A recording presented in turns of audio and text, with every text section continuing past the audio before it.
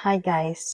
Originally, yung akin sanang gagawin tonight is unboxing videos. But dahil, what happened here in La Castellana 2 days ago at kanina, hindi ko na nagawa yung unboxing video. So I know most of you knew what happened here in La Castellana or here in Negros. And for those na walang alam kung ano nangyari, there's an volcanic eruption na nangyari 2 nights ago.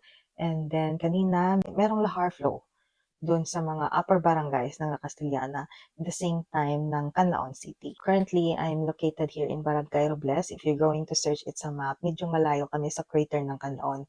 So, we are also affected in terms sa ashes and sa asupre na mabaho. So, ngayon, story time ako.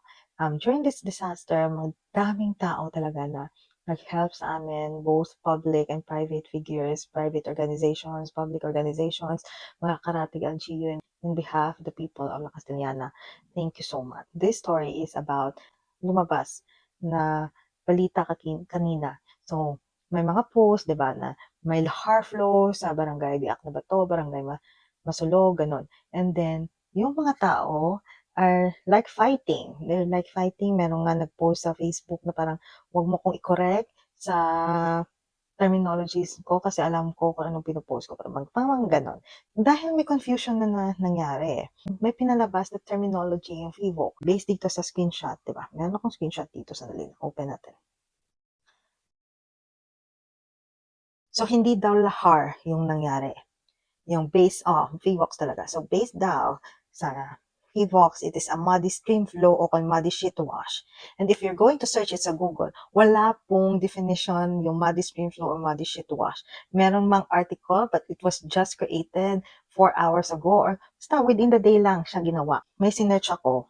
Difference between muddy stream flow and lahar. Pag sinerch mo yan,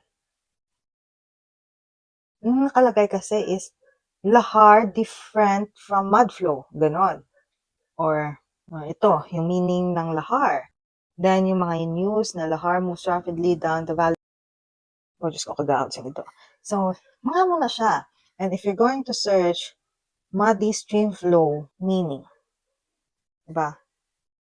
Pag sinerch mo yung muddy stream flow meaning, lalabas is mudslide, mud flow, is a mass of water and fine grains, earth materials flow down the stream, ravine, canyon, arroyo, or gulch. Ganon yung mga lumalabas.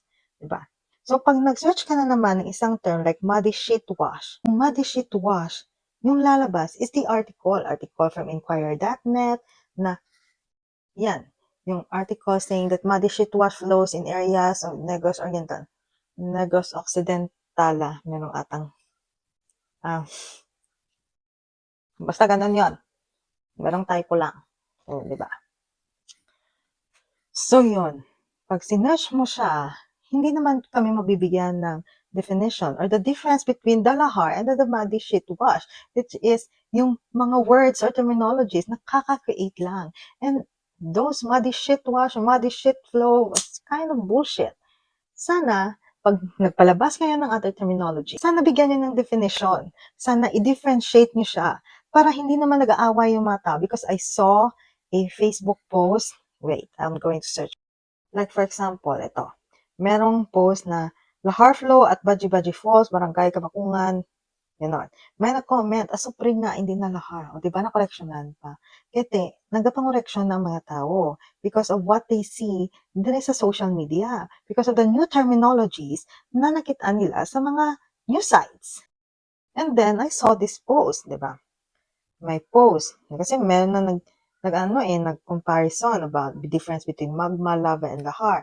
Which is okay kasi meron talagang ibang post na sabi daw, may lava flow na nangyari, pero wala, lahar po yung nangyari. So, meron ditong lahar flow alert, tapos may nag-comment na ashes lang, na nagbaha, daw ganun, hindi daw lahar. And then, syempre, magsisend ng mga picture showing na lahar is a mixture of water and volcanic debris, which is, yung ashes na yon na inanod ng tubig, is from the volcano. So, kasi volcanic debris siya, so it's lahar, pa gano'n, diba? I don't know. I might be wrong. Pero mas maganda sana kung merong explanation.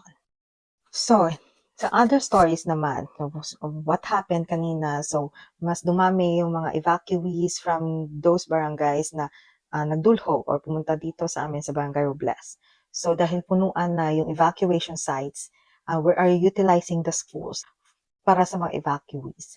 And dahil we are expecting more, hopefully wala nang other volcanic activities, we are preparing other schools. So gusto ko sanang i-request those contractors, organization, companies na gumagawa ng mga paaralan, ng mga public schools, na sana this will be a realization to those companies, to those contractors, to those organizations na huwag nyo naman sana i-cost cutting yung paggawa ng schools. Because we are utilizing doon para sa mga calamities like this.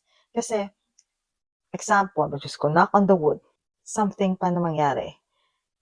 And we need more schools or more classrooms, more buildings to cater our evacuees. Paano na yung mga buildings na wala pang disaster, sira na? Yung mga buildings na wala pang earthquakes, no volcanic activities, pero may mga cracks na. Diba? Hindi namin yun ma-utilize. So, yun lang. So, just, wishing everyone their safety. God bless us to all. Sana kumalma na si Kanlaon. And that's all for tonight. Bye.